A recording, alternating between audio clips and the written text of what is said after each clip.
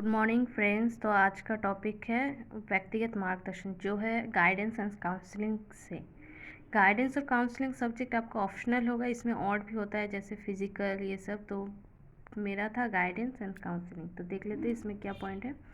व्यक्तिगत मार्गदर्शन जीवन के विभिन्न प्रकार की समस्याओं का समाधान करने के लिए व्यक्तिगत निर्देशन अत्यधिक महत्वपूर्ण है। यह निर्देशन व्यक्ति की संवेगात्मक एवं मनोवैज्ञानिक समस्याओं का समाधान खोजने में सहायता करता है तथा व्यक्ति के सर्वांगीण विकास में सहयोग भी करता है। मार्गदर्शन होता गाइडेंस। जैसे हो गया आपका, अगर हमें कुछ करना है तो हम लोग अपने मम्मी से पूछते हैं, तो मम्मी हमें उसका सही आंसर देती है, जहाँ ऐसे करो या वैसे करो, जिससे हमें उसका सटीक कार्य करने का एक रास्ता मिल जाता है। तो उसी को व्यक्तिगत मार्गदर्शन कहते हैं। आइए देख लेते हैं व्यक्तिगत निर्देशन की आवश्यकता या मार्गदर्शन की आवश्यकता। सामाजिक सामंजस्य आदि व्यक्ति के जीवन में अधिकतम संभव सामंजस्य स्थापित करने में बाधा बनती है।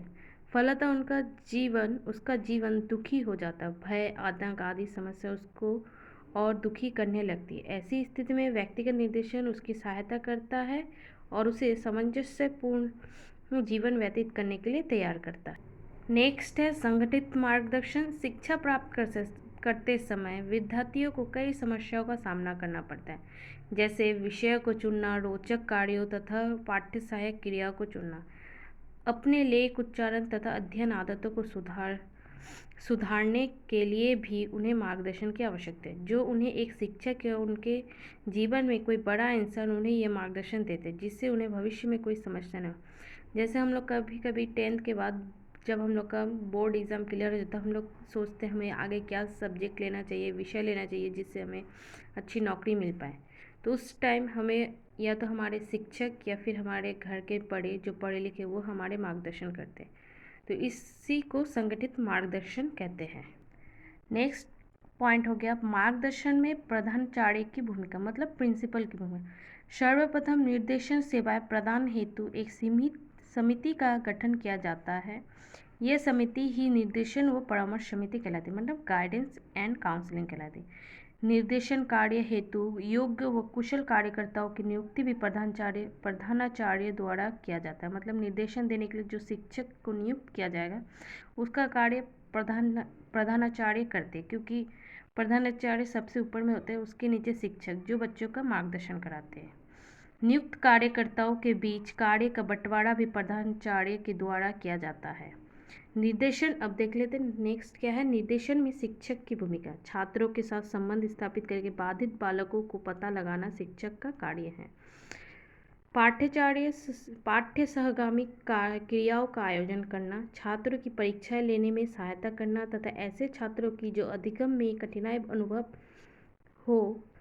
करते हो उनको उपबोधकों के पास भेजना। नेक्स्ट आ गया शैक्षिक मार्गदर्शन या निर्देशन। शिक्षा के क्षेत्र में अपनाए गए निर्देश के कार्यक्रमों को ही शैक्षिक निर्देशन कहा जाता है। मतलब जो हमारे एजुकेशनल में जो निर्देश या मार्गदर्शन किया जाता है उसे ही शैक्षिक निर्देशन कहा जाता है। शैक्षिक निर्देशन का कार्य छात्रों को पाठ्य विषयों को चुनने, शिक्षा में सफलता प्रदान करना और शिक्षा प्राप्त करते समय उत्पन्न होने वाली समस्याओं का समाधान करना। तो जोन्स के अनुसार शैक्षिक निर्देशन वो व्यक्तिगत सहायता है जो छात्रों को इसलिए दी जाती है कि वे अपने लिए उपयुक्त विद्यालय, पाठ्यक्रम, पाठ्य विषय तथा अन्य क्रियाओं का चयन कर सके और उनमें समायोजित हो। शैक्षिक मार्गदर्शन का उद्देश्य क्या होता है, देख लेते हैं। शैक्षिक मार्गदर्शन के उद्देश्य: छात्रों की शैक्षणिक प्रगति की निगरानी करना, छात्रों को निर्धारित पाठ्यक्रम से परिचित कराना, अकादमिक रूप से प्रतिभाशाली, पिछड़े, रचनात्मक और अन्य श्रेणी के विशेष शिक्षार्थियों की पहचान करना, छात्रों को आगे की शिक्षा के बारे में जानकारी प्राप्त करने में सहायता करनी। अब देख लेते हैं शैक्षिक निर्देश छात्रों के लिए क्यों आवश्यक और महत्व है।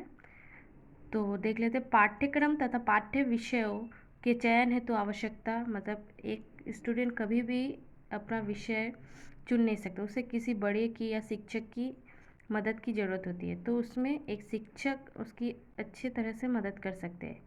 नए विद्यालयों की सूचना तथा उसमें प्रवेश हेतु तैयारी के संदर्भ में शैक्षिक निर्देशन की आवश्यकता। विद्यालय में विद्यालयों में समायोजन हेतु आवश्यकता